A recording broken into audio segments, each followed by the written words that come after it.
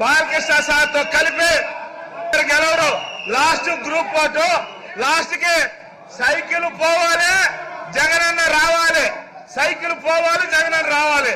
Sir ఈ రోజు అంబేద్కర్ గురించి మాట్లాడుతుంటే వాళ్ళ గొప్ప ఒక బీసీ స్పీకర్ పట్టుకొని పైన పాపులర్ వేస్తుంటే మేము భయపడం.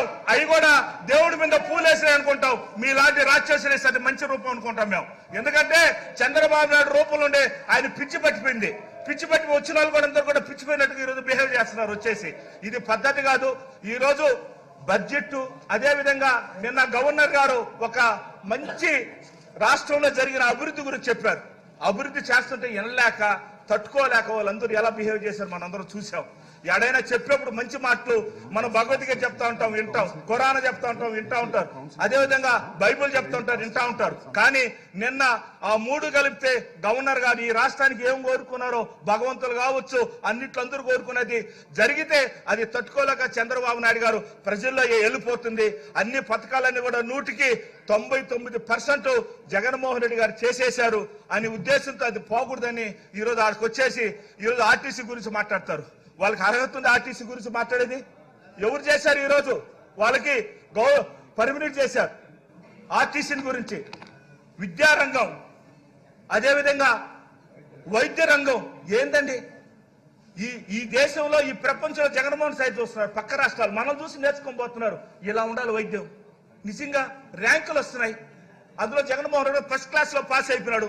ఆయన ముసలాయన 40 సంవత్సరాలు అన్నింటిలో ఫెయిల్ అయిపోతుంది. నేను కూడా అట్నే ఏవి రాసినా సెకండ్ క్లాస్ వచ్చేవాడిని. నేను ఏవి రాసినా సెకండ్ క్లాస్, చూసి రాసినా సెకండ్ క్లాసే. అదే మాకు చంద్రబాబు నాయుడు ఈ రోజు 5 ఏళ్ళు ఇది వచ్చేసి సిపిఎం, సిపిఐ, అదేవిధంగా పవన్ కళ్యాణ్, తెలుగుదేశం, బీజేపీ 5, జగన్మోహన్ రెడ్డి అర్జున్ లాగా బాణం వేస్తున్నాడు. 5 ఏళ్ళు అయిపోతాయి. 5 ఏళ్లే వీళ్ళు చూసారా వీళ్ళకి. కాబట్టి రాష్ట్రం ప్రజలంతా ఒక సైడు, డబ్బుండోడు ఒక సైడు. ఇది యుద్ధం, ఇది యుద్ధమే. యుద్ధం. పేదోడు బతకాలి, 3 పూటలు తినాలి, ఆరోగ్యంగా బాగుండాలి, ఇంగ్లీష్ మీడియం రావాలి. ఇవన్నీ కూడా అంబేద్కర్ అయితే ఆ మహానుభావులు ఒకప్పుడు పైన అమ్మవారు, కింద ఈరోజు అంబేద్కర్ గారు. చూసారా? మనమైతే 30 కిలోమీటర్ దూరం వస్తుంటే భగవంతుడు రూపంలో అంబేద్కర్ అవపడతాడు. దాని గురించి మాట్లాడితే తట్టుకోలేకుండా అరస్త విజలు వేస్తారండి. అంబేద్కర్ గురించి పైన ఎత్తున్నాడు, కింద అంతున్నాడు, మర్రి చెట్లాగా ఆయన. నిజంగా దేవుడు లాంటి రూపం గల అంబేద్కర్ గురించి మాట్లాడినా కూడా తట్టుకోలేని పరిస్థితి. ఒక బీసీ స్పీకర్ గారు ఆడ కూర్చుంటే పాంప్లెట్లు కొడతారు, పసుపు, అది కొట్టేది కూడా వైట్ పేపర్, పసుపు పేపర్తో కొడుతున్నారు.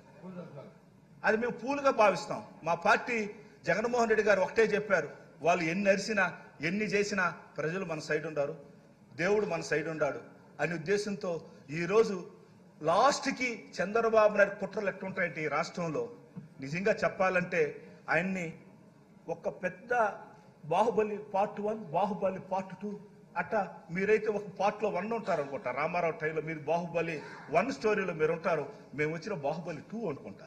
ఇంకోటి కూడా బాహుబలి 3 అంత పెద్ద స్టోరీలు ఉన్నాయి. రాజకీయం ఎలా దాని గురించి ఒక గ్రంథం రాయొచ్చు. ఆయన కొన్ని తరాలు దాన్ని నేర్చుకోవచ్చు, ఒక పాఠ పుస్తకం పెట్టొచ్చు. జగన్మోహన్ రెడ్డి గారు రిక్వెస్ట్ చేస్తున్నాను నేను, దయచేసి మీరు స్కూల్లో ఆయన పాఠ పుస్తకాలు పెడితే ఎలా మోసాలు చేయొచ్చు, ఎలా ఈరోజు నేర్చుకోవచ్చు, మోసాలతో రాజకీయం ఎలా చేయొచ్చు అనేది చంద్రబాబు నాయుడు గురించి కుట్ర బుక్కం అనే ఒక డైరీని పెట్టాలి. అదేవిధంగా మొన్నంతా కూడా ఎర్ర డైరీ అని చెప్తా ఉన్నారు. ఏడపోయినా నాకు ఎర్ర డైరీ ఉందని.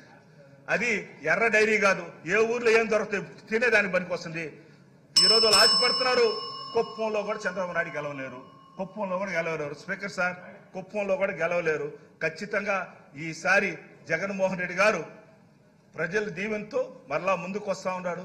దయచేసి ఈ రోజు మనందరం కూడా ఆ మహానుభావుడు వెనకాల అందరూ ప్రజలు ఉన్నారు, అందరూ కూడా ఉన్నారు. కాబట్టి అటువంటి నలుగురు వచ్చి బిందులు కడుకొట్లాడినట్టుకు వచ్చేసి అరిసేసిపోయి మేమంతా ఈ రోజు అలా అవాచక చవాకులు పెట్టడం మంచి పద్ధతి కాదని తెలియజేసుకుంటూ జై జగనన్న. నమస్తే స్పీకర్.